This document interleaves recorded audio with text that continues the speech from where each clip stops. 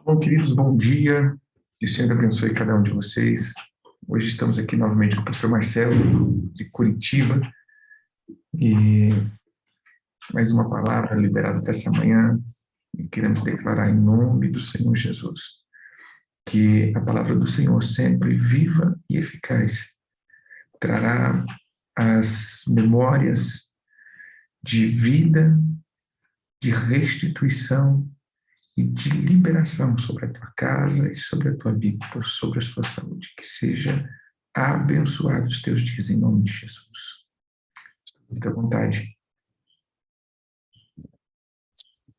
Shalom, queridos. Mais uma vez, uma bênção, uma honra estar aqui. Eu quero agradecer inicialmente ao apóstolo Éder Gregório pela oportunidade, pelo privilégio de poder ministrar a palavra nessa manhã. Muito obrigado, meu pai espiritual, né? Assim como a apóstola Luciana, minha mãe espiritual. Eu agradeço a Deus pela vida deles, agradeço a Deus por estar aqui com você mais uma vez. Ontem eu estava, queridos, orando a Deus e meditando e pedindo, puxa, o que eu vou ministrar? O que o senhor quer que eu ministre no dia de amanhã?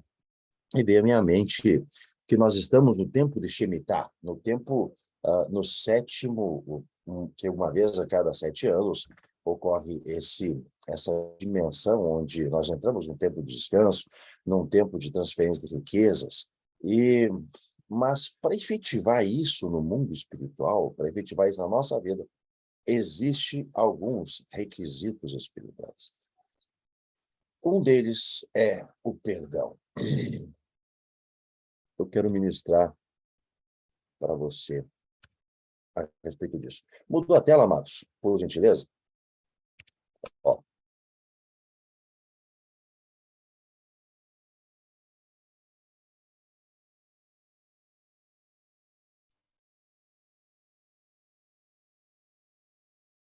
Aí não. Deixa eu interromper. Deixa eu compartilhar novamente.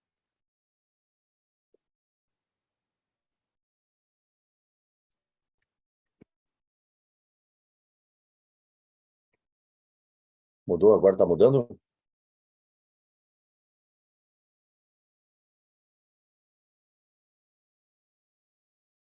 Maravilha. Obrigado, apóstolo.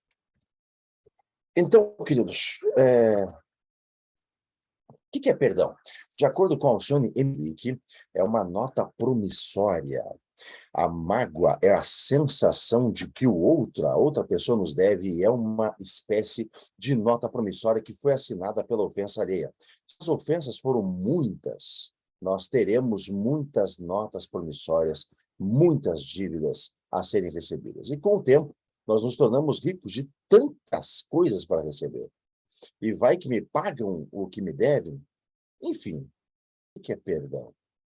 Por que é tão difícil, muitas vezes, perdoar as pessoas?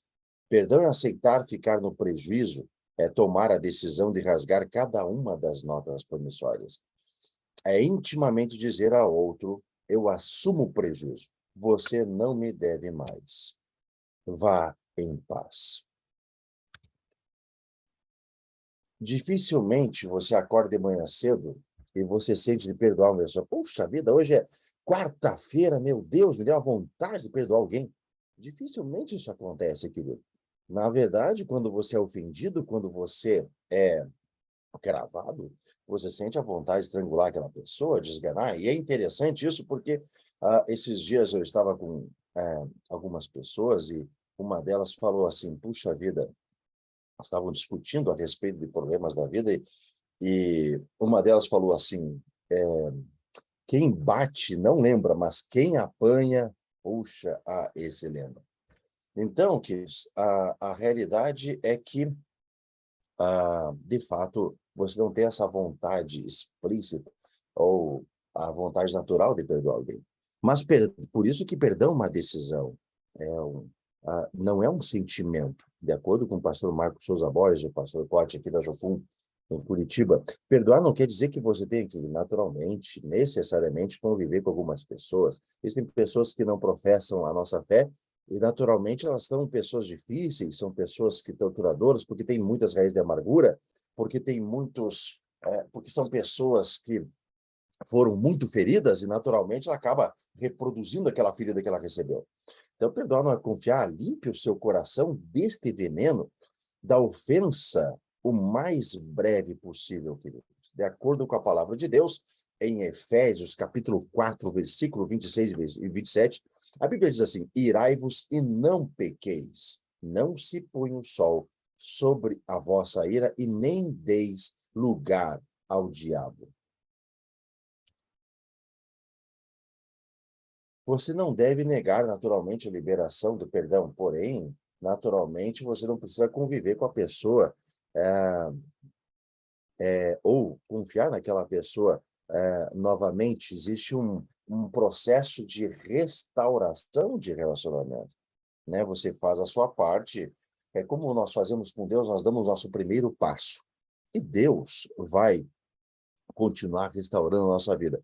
Mas é necessário que nós, enquanto cristãos, enquanto filhos de Deus, enquanto filhos da luz, enquanto cidadão dos céus, demos de fato esse primeiro passo, queridos. Porque, e infelizmente, a gente sabe que nós somos a média, o resultado da média da convivência das 5, 7 pessoas que nós mais convivemos. Então, naturalmente, é necessário que você afaste pessoas tóxicas de você.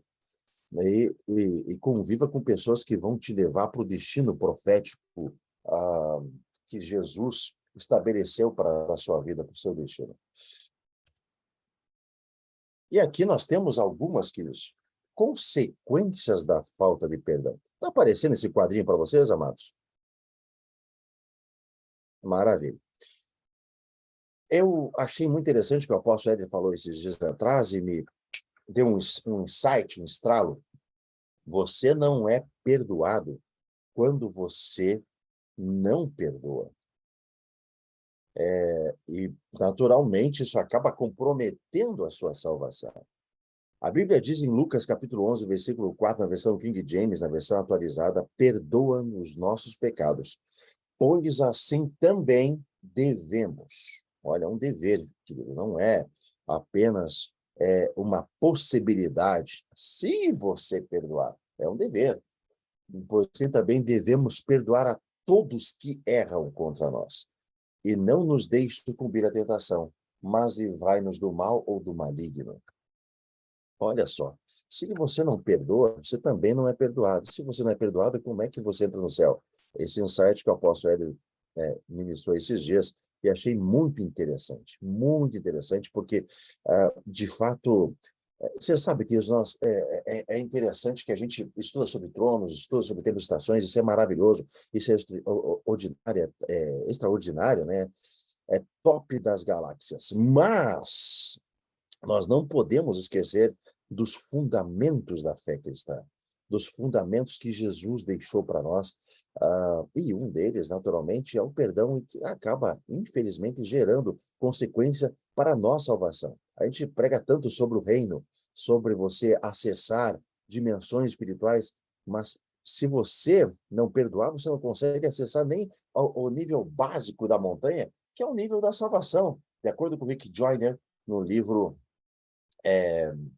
A Batalha Final, ele mostra uma montanha, que na base dessa montanha existe a salvação, onde naturalmente existe uma guerra violenta, mas que daí depois se acessa o segundo nível, o terceiro nível, que aí é onde você vai exercer governo em Cristo Jesus. Mas, se você não perdoa, você não consegue nem acessar essa base da montanha, que é a montanha, que é a salvação, querido. Isso aqui é muito sério.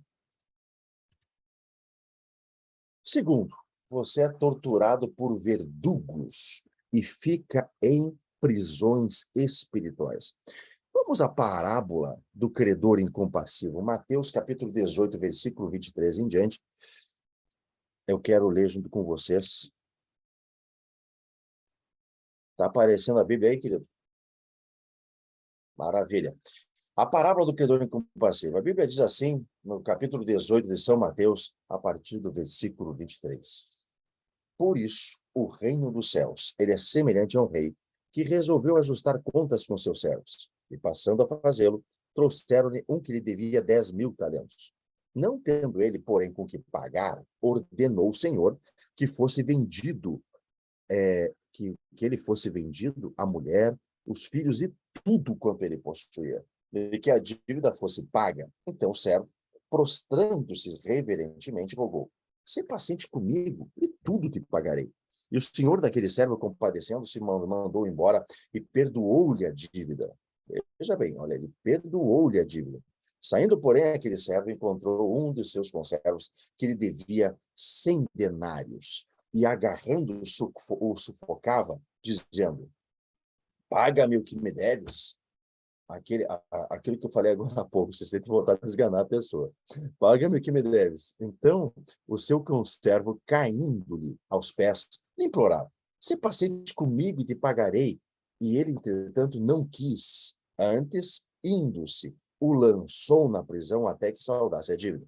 Vendo seus companheiros o que se havia passado, entristeceram-se muito e foram relatar ao seu senhor tudo o que acontecera. Então, seu senhor, chamando, lhe disse: "Servo malvado, eu te perdoei aquela dívida toda. Por que me suplicaste? Não devias tu igualmente compadecer-te do teu conservo, como também eu me compadeci de ti?" E, indignando-se, o senhor entregou aos verdugos. E aqui, para mim, está uma palavra-chave no versículo 34. Indignando-se, o seu senhor entregou-os aos verdugos. Agora vamos ao original, querido. Verdugos aqui significa aquele que tenta extrair a verdade pelo uso da tortura. O inquisidor, o torturador, também usado para um carcereiro, ou seja, aquele espírito guardião que fica em prisões espirituais. Sem dúvida, o serviço de torturar também era ordenado a ele. É por isso que a pessoa que não perdoa, ela fica remoendo e vem várias vezes: "Puxa, mas o Joãozinho, mas a Maria, aquela mulher insana, aquela mulher má, aquela mulher ruim." E toda hora que você não perdoa, aquela mágoa, aquela tristeza, aquela angústia, ela vem e fica remoendo, remoendo, remoendo. Por quê? Porque são os espíritos torturadores que estão ativando essa ferida dentro do seu coração. Por isso que é necessário se perdoar. E, lógico, a pessoa fica, de acordo com o texto bíblico aqui, de acordo com o original, ele fica debaixo do poder de um carcereiro. Isso aqui é muito sério, Cris. Isso aqui é muito sério. Vamos continuar.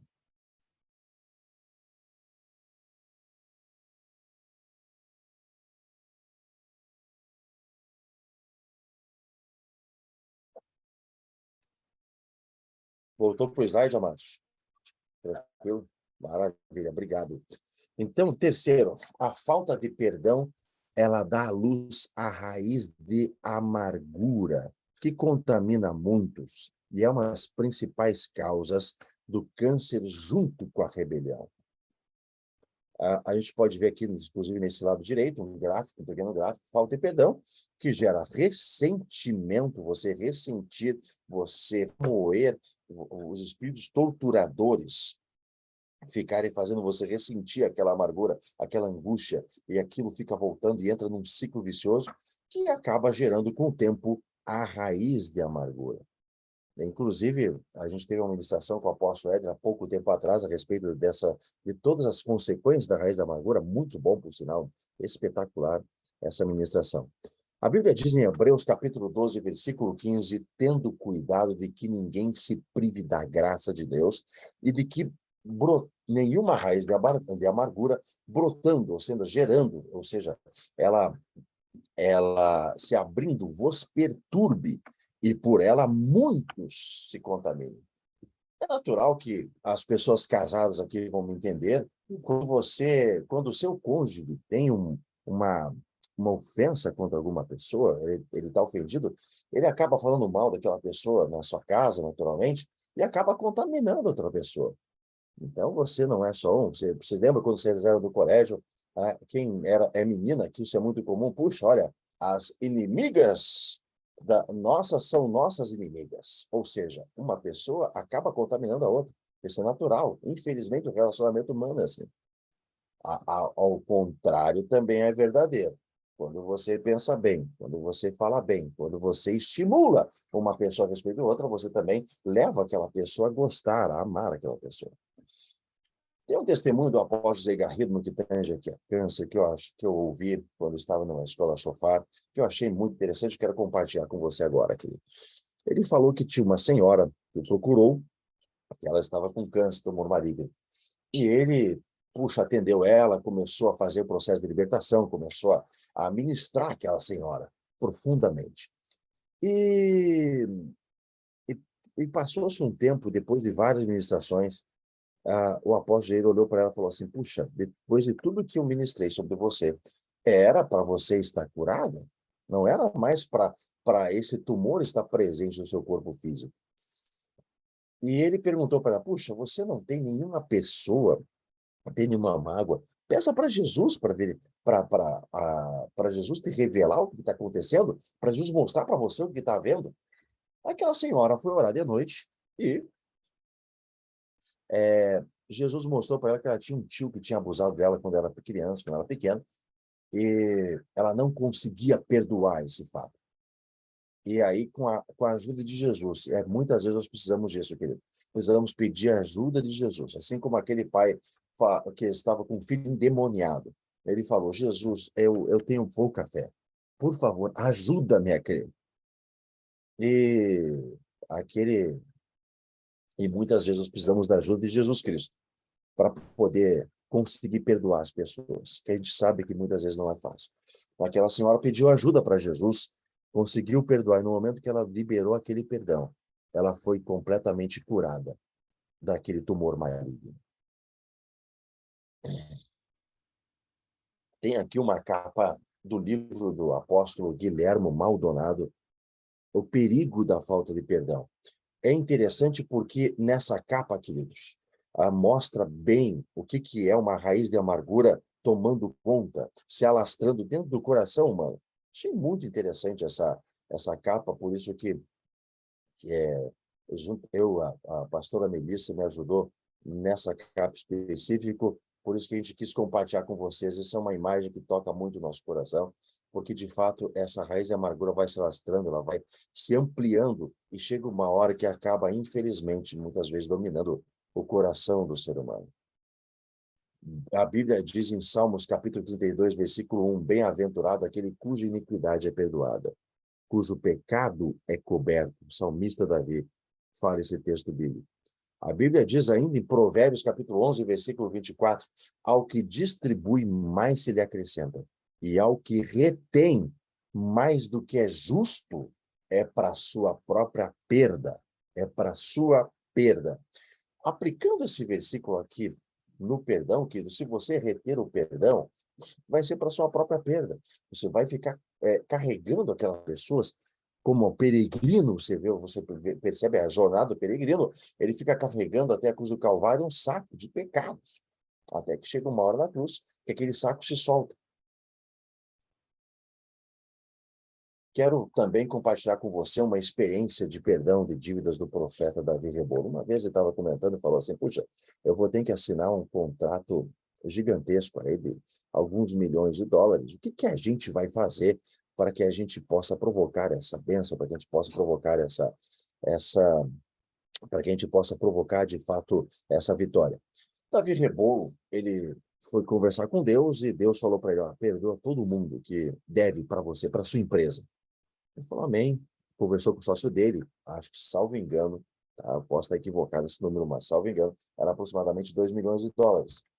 Ele perdoou e assinou aquele contrato multimilionário. Depois que ele mandou aquela cartinha para todas as pessoas, perdoando tudo que deviam, olha, as pessoas até ficaram chocadas, puxa vida, mas me perdoa assim, né?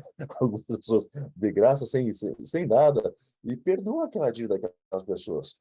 Por conta disso, por conta do efeito dele ter perdoado isso no mundo espiritual, fez com que ele conseguisse assinar aquele contrato multimilionário, queridos. Então, esse ano, com a palavra do nosso querido apóstolo Éder a respeito de Shemitah, Deus tocou no meu coração, da minha esposa, nós perdoamos várias pessoas que estavam com demandas judiciais na justiça, que estavam nos devendo. Algumas delas 5 mil, outras 7 mil, outras 8 mil. Até o apóstolo Éder brincou, puxa vida, tem alguns coelhos, hein, Marcelo, na tua posse. É verdade. De fato. Mas o fato é que a gente liberou esse perdão. Eu, inclusive, mandei para ele essas sentenças de vários perdões judiciais que a gente executou na justiça. Porque o princípio que você libera, que você opera, é o princípio que você recebe. E nós estamos no ano de Shemitah. Shemitah tem 3 facetas, de acordo com o profeta Digão, da Bola de Neve, quer dizer, de acordo com o livro dele, né? É um tempo para você subir em autoridade, em governo. É um tempo para você subir nas finanças, financeiramente, e é um tempo para você subir na espiritualidade.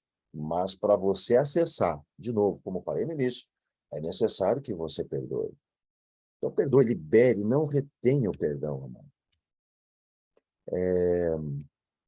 Eu creio que para isso, para hoje, era isso que eu tinha para ministrar para vocês. Eu quero agradecer mais uma vez ao apóstolo Éder pela oportunidade, pelo privilégio que me deu de mais uma vez poder ministrar a vocês. Eu quero orar com você agora nesse instante, um pouquinho. Senhor Deus e Pai, nós sabemos que do outro lado agora existem muitas pessoas que existem, Senhor Deus, que contém dívidas, Senhor Deus, porque inclusive na praça, Jesus, contém dívidas financeiras, que tem vários problemas, Senhor Deus. Mas nós sabemos, Senhor Deus, que a Tua palavra nos manda perdoar, Jesus. E nós pedimos agora, em nome de Jesus, nesse ano de Shemitah, Senhor Deus, nos ajuda, toca nos Teus filhos, para falar com eles aquilo que eles precisam liberar perdão. Não somente pastores, mas das suas ovelhas, do seu raio, da sua convivência. Eu peço em nome de Jesus Cristo que o Senhor ajude os teus filhos a conseguir perdoar os seus ofensores, para que prisões espirituais sejam abertas, para que os torturadores parem de ferir os teus filhos. Mas eu peço em nome de Jesus Cristo que o Senhor ajude os teus filhos a conseguir perdoar, Jesus. Nós sabemos que muitas vezes nós precisamos de uma força sobrenatural do alto para conseguir liberar, Senhor Deus, pessoas que estão aprisionadas dentro dos corações dos teus filhos. Nós pedimos em nome de Jesus, que o Senhor ajude os teus filhos, Senhor Deus, a conseguir liberar perdão. Nós pedimos humildemente, Senhor, porque nós sabemos que sem ti nós nada podemos fazer. Nós pedimos isso, Senhor Deus, e confiamos na tua graça, confiamos no teu favor, porque o Senhor nos perdoou muito mais por aquilo que nós ofendemos o Criador, por aquilo que nós ofendemos o Senhor. Nós causamos muita dor e sofrimento em Cristo, e nós admitimos isso. E nós, de fato, fomos galardoados com perdão de Jesus, com perdão dos nossos pecados. Nos ajuda, Senhor Deus, a entender a palavra de Deus com os teus olhos, com a tua lente, não com a nossa lente, Pai. Não com a nossa lente, Jesus. Nos ajuda, em nome de Jesus. Amém. Amém. Glória a Deus, queridos. Que possamos levar essa palavra de fundamento, né, de vida para os nossos dias. Entendemos em perdão e liberação de perdão. Porque se não perdoarmos, não seremos perdoados. Pastor, excelente palavra. Que o Senhor possa te abençoar em nome de Jesus. Fiquem com Deus. Shalom, shalom.